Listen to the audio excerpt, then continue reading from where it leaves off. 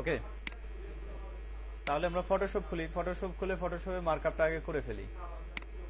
Markup করার সাথে সাথে আমরা আরেকটা বিষয় জানবো যে আসলে ফটোশপের এনভায়রনমেন্টটা কেমন, সেটাও আস্তে আস্তে চিনতে হবে।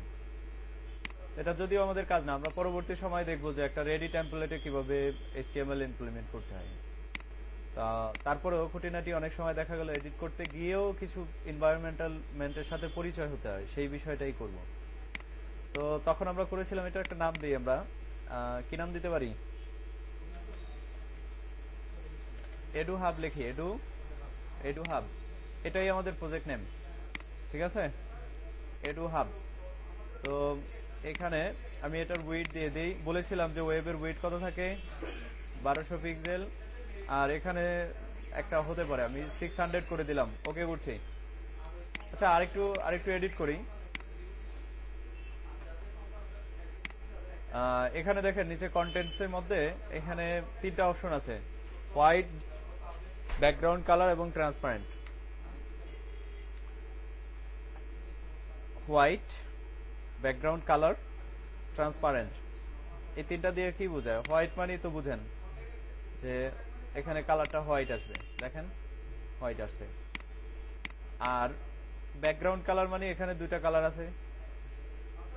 কালারটা একটু চেঞ্জ করি, তাহলে আপনাদের বুঝতে সহজ হবে। ব্ল্যাক, তাহলে উপরটা হচ্ছে ফরগ্রাউন্ড কালার, পেছনেরটা ব্যাকগ্রাউন্ড কালার।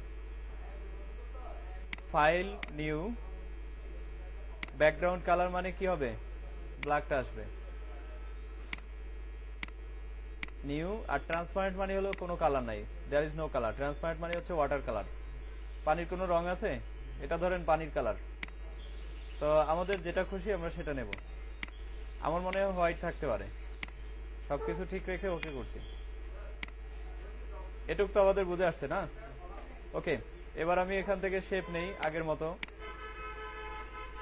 শেপের একটা কালার আমরা এখানে ব্র্যান্ডিং সেট করে ধরেন এটাই নিলাম। এটার কালার কোডটা মনে রাখতে হবে, FFC000। ওকে দিই, কন্ট্রোল টি প্রেস করি অথবা এডিটে গিয়ে ফ্রি ট্রান্সফর্মে ক্লিক করে এটাকে ঠিক করে নিই। অর্থাৎ এরিয়াতে আমরা ফিক্স করে নিলাম, দেন ব্যাক অথবা রিটার্ন। এটা আমাদের বলেছিলাম আমি, এটা হচ্ছে আমাদের হেড সেকশন। এখানে লোগো থাকে আর অন্যান্য কিছু বিষয় থাকতে পারে, যেমন সোশ্যাল মিডিয়ার লিঙ্ক গুলো থাকতে পারে। অনেক সময় দেখা যায় যে ফেসবুক, টুইটার, লিঙ্কডইন ইত্যাদি রেগুলার বা ইমেল অ্যাড্রেস, কুইক কন্টাক্ট, এই অপশনগুলো এখানে হেডের মধ্যে থাকে। নাম্বার 2, এবার এর নিচে আমরা এখানে একটা মেনুর জন্য জায়গা করি। ঠিক আছে, এমনিতেই আমি মার্কআপ করছি, আমি কাজ করার সময় এটার নির্দিষ্ট সাইজ অনুযায়ী করে দেব। কন্ট্রোল টি আপনাদের বোঝানোর জন্য, যাতে বুঝতে পারেন ব্যাপারগুলো, তারপরে কাজ করেন। আগে বুঝেন তারপরে কাজ। তাইলে এখানে থাকে মেনু, যেমন সব পেজের সব ওয়েবসাইটের মেনুগুলো আমরা দেখি সব সময়। বলেছিলাম হোম, তারপরে অ্যাবাউট আস, তারপরে কন্টাক্ট, এই জাতীয় যেই লিঙ্কগুলো থাকে এগুলো থাকে। তো এটাকে নেভিগেশন বলে, নেভিগেশন মেনু। তো নেভিগেশন মেনুর জন্য আমরা এখানে জায়গা করলাম। এর নিচে থাকে বলেছিলাম আমি একটা থিম অপশন থাকে, থিম। তো থিমের জন্য আমি এখানে একটা পিকচার নেই আপাতত, অন্য কারো প্রজেক্টে যেতে হবে। আমার ডেস্কটপে আগে দেখি এদের এখানে। আচ্ছা, ধরেন এটাই নিলাম আমি। তো এইটাকে এখানে কিভাবে ব্যবহার করতে হয়, এবার এখানে ব্যবহার করতে চাইলে আমি এখানে এর উপরে আরেকটা শেপ নেব। শেপটা এখান থেকে তৈরি হয়ে যত দূর যায়, যতটুকু আমার ইচ্ছা ততটুকু থাকবে। এটার কালারটা আমি চেঞ্জ করে দেই বোঝার জন্য। কন্ট্রোল টি প্রেস করি, এন্টার করি, অথবা রিটার্ন করার জন্য এখানে টিক মার্কে ক্লিক করব। আমার মনে হয় না বারবার এটা বলতে হবে, আপনারা বুঝতে পারছেন আশা করি। তো এবার দেখেন, আমার এবার পিকচারটা নিয়ে আসবো এখানে মুভ টুলের সাহায্যে। চলে আসছে পিকচার। এখন এটাকে আমার পছন্দসই জায়গায় আমি রাখলাম। ধরেন এটার একটু রিসাইজ করি, কন্ট্রোল টি প্রেস করে।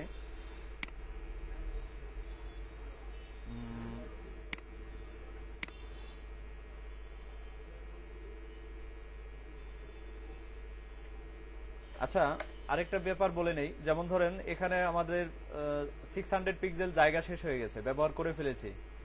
এখন যদি আরো অতিরিক্ত জায়গা দরকার হয় তাহলে ইমেজে যাব, এখানে পাওয়া যাবে ক্যানভাস সাইজ। এটা মূলত আমার ক্যানভাস, এটাকে ক্যানভাস বলে, মনে রাখবেন। তো এখান থেকে গিয়ে ডিরেকশনটা সেট করব, কোন দিকে বাড়াবো।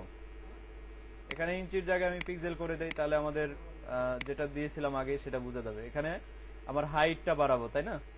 উইডথ বাড়ানোর সুযোগ নেই, কিন্তু উইডথটা ফিক্স।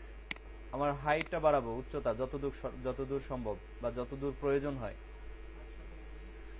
800 না, আমি এখানে ডাবল করতে যাচ্ছি, কি বলেন? 1200। তাইলে ডিরেকশনটা উপরের দিকে করলাম, এখানে আমি লিখি 1200। এবার ওকে প্রেস করি।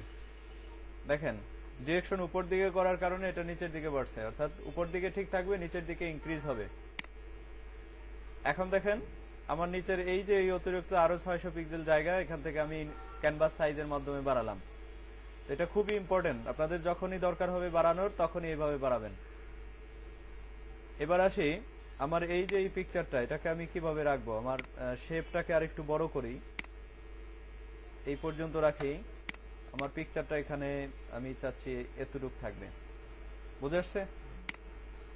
ওকে, এখন এটার পরে আমি আরেকটু কাজ করে নেই। কাজটা হলো যে এখানের এই যে এই বাঁদিকের অংশটা আছে, এই অংশটাকে আমি মিলিয়ে দিতে চাচ্ছি আমার ব্যাকগ্রাউন্ডের সাথে। এটা করার জন্য আমার এই লেয়ার 1 সিলেক্ট থাকা অবস্থায় লেয়ার 1 এর এখানে একটা নাম দেই আমি, হিরো ইমেজ। তাহলে এটা হচ্ছে আমার হিরো ইমেজ। এখানে নিচের দিকে আপনারা, এখানে আমি একটু উপরে করি, আমার এটার দরকার নেই। এখানে দেখেন এই লেয়ার প্যালেটের নিচে অনেকগুলো বাটন আছে। এই বাটনের মধ্যে আপনি পাচ্ছেন এখানে এই বাটনটার নাম হচ্ছে layer mask button. Layer mask button, এইখানে আমরা একটা ক্লিক করব। কখন? যখন আমাদের লেয়ারটা অ্যাক্টিভ থাকবে বা সিলেক্টেড থাকবে তখন। এখানে আমি এখন ক্লিক করছি। কি কাজ করব? এখান থেকে গ্রেডিয়েন্ট টুল নেব। ওকে, এবার এই একদম এই কর্নার থেকে ধরে নিয়ে অল্প একটু জায়গা, সাথে শিফট প্রেস করব, তাহলে সোজা থাকবে। করে এভাবে ছেড়ে দিলাম, দেখেন এটা মিলে গেছে, অসাধারণভাবে মিলে গেছে। দ্বিতীয় আরেকটু কাজ আমার করতে হবে, সেটা হলো এখানে যে অতিরিক্ত জায়গাটুকু আছে এতটুকু জায়গা আমার ব্যাকগ্রাউন্ডের সাথে মিলিয়ে দিতে হবে। তো এটা করার জন্য আমি এখানে করছি হচ্ছে, আমার হিরো ইমেজটা সিলেক্ট আছে, আপনারা দেখছেন তাই না? এই অবস্থায় আমি লেয়ারে যাব, এখান থেকে লেয়ার থেকে আমার এখানে ক্লিপিং মাস্ক করতে হবে। ক্লিপিং মাস্ক,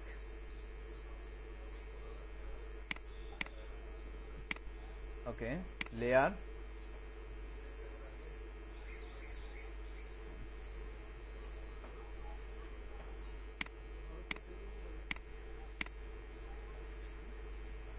কন্ট্রোল প্লাস জি। ওকে, আমরা কিবোর্ড কমান্ডটা ব্যবহার করি, কন্ট্রোল প্লাস জি, কন্ট্রোল প্লাস জি।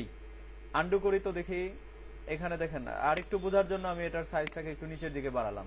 এন্টার করি, কন্ট্রোল প্লাস জি প্রেস করি, দেখেন এই যে অতিরিক্ত জায়গাটুকু চলে গেছে, মানে নিচের সাথে মাস্ক হয়ে গেছে। নিচের যে লেয়ারটার যেই সাইজ আছে সেই সাইজের সাথে মাস্ক হয়ে গেছে। এখন ইচ্ছা করলে এটাকে উপর নিচে যাব, কিন্তু আমার হিরো ইমেজটা আর বাইরে যাবে না। উপরেও নিতে পারবো, উপরে আর বাইরে দেখা যাবে না। ব্যাপারটা ক্লিয়ার, বুঝতে পারছেন? কন্ট্রোল প্লাস জেড আন্ডু করছি, control alt plus Z second স্টেপের জন্য, কন্ট্রোল অল্টার প্লাস জেড এর আগের স্টেপের জন্য। এখন আমরা সেই জায়গায় আছি যেখানে ছিলাম।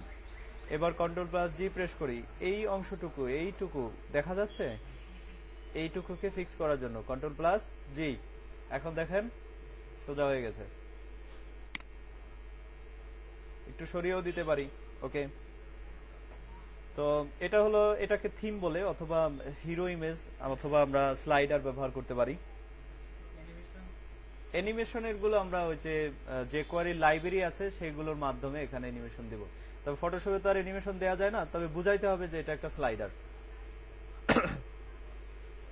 অ্যানিমেশন তো আর ফটোশপে এইভাবে করা যায় না, করলেও অ্যানিমেশন অ্যানিমেট করা যায়, কিন্তু অ্যানিমেটটা আমাদের HTML এ ইমপ্লিমেন্ট করতে হবে, এখানে না।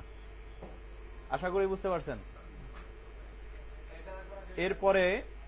এরপরে আসে নিচের যে অংশটুকু আছে, এই অংশটুকু আমাদের হয়তো অন্যান্য সেকশন যুক্ত করতে হতে পারে। যেমন এখানে মূলত থাকে হচ্ছে সার্ভিস, তারপরে হচ্ছে আপনার এখানে স্কিল থাকতে পারে, কি কি স্কেল নিয়ে কাজ করি সেইগুলো এখানে থাকবে। তো আপাতত আমি আজকে এই পর্যন্তই রাখছি এবং আপনাদের HTML থেকে কিছু কাজ আমি দেখাবো, যে ট্যাবল কিভাবে কাজ করছে সেটা আমরা দেখাবো। তো আপনাদের আজকের এখানে ফটোশপে আমি যতটুকু কাজ করলাম ততটুকু আমি সেভ করে রাখি আপনাদের জন্য। সেভ অ্যাজ, আপনাদের প্রজেক্টের মধ্যে আমি এখানে টেমপ্লেট পিএইচডি লিখে রাখি। Template PhD, save. এর একটা পিকচারও করে নিতে পারি। আচ্ছা, কালারটা আমার পছন্দ হচ্ছে না, এটাকে আচ্ছা থাক আপাতত, এগুলো চেঞ্জ করা যাবে যে কোনো মুহূর্তে, কোনো ব্যাপার না। এটাকে আবারও আমি একটা পিকচার আকারে সেভ করতে যাচ্ছি, জেপিজি। এখানে আমি লিখি টেমপ্লেট ডট জেপিজি, সেভ। আচ্ছা, অন্য জায়গায় সেভ হচ্ছে নাকি? সেভ, হ্যাঁ ভুল হয়েছে বোধহয়, এখানে হবে PhD, format change, template JPEG, save. Okay, এখন দেখি ঠিক মতো ঠিক জায়গায় গেল কিনা। হ্যাঁ, এখানে দেখতে পাচ্ছেন এই যে দুটোই দেখা যাচ্ছে। এটা এখানে ওপেন হবে না। আচ্ছা, তো এখানে পিকচার থেকে আপনারা বুঝতে পারবেন যে পিকচারটা কিভাবে তৈরি হলো, আর পিএইচডিটাকে আপনারা দেখবেন যে পিএইচডি তে কিভাবে কাজ করা হচ্ছে। তো এখন ফটোশপের যতটুকু আইডিয়া আমাদের হলো, নেক্সট আইডিয়াগুলো আমরা পরবর্তী ক্লাসগুলোতে আরো বেশি আপনাদের এখানে কমপ্লিট আমরা সব ডিজাইন করে তারপরেই HTML এ ইমপ্লিমেন্ট করব। তো আজকে আমরা ফটোশপ থেকে কি শিখলাম, যে কিভাবে ওয়েব টেমপ্লেটের জন্য একটা প্রজেক্ট তৈরি করতে হয়, মানে নিউ থেকে নিয়ে কিভাবে করতে হয়, এবং শেপ টুলের মাধ্যমে সেগুলো কিভাবে, এখানে রেক্টেঙ্গল থাকবে ইত্যাদি থাকবে, এগুলো কিভাবে তৈরি করতে হয়। আর যে ইফেক্ট গুলো ব্যবহার করলাম সেটা হচ্ছে, এখানে আমরা প্রথমত এটাকে মাস্ক করলাম, তারপরে আমরা এখান থেকে এটাকে ক্লিপিং মাস্ক করলাম। প্রথমে লেয়ার মাস্ক করে এটাকে মিলিয়ে দিলাম, তারপরে ক্লিপিং মাস্ক করে অতিরিক্ত জায়গাগুলোকে আমরা এখানে ঠিক করে ফেললাম। আশা করি এই বিষয়টি বুঝতে পারছেন। যদি না বুঝতে পারেন তাহলে ভিডিওটা আবার রিপিট করবেন, তাইলে দেখা যাবে, সেখান থেকে দেখে ঠিক করে নেবেন। তো এবার আমি HTML এ কাজ করব। ভিডিওটা সেভ হয়নি, চলছে সেভ, মানে রেকর্ডিং চলছে।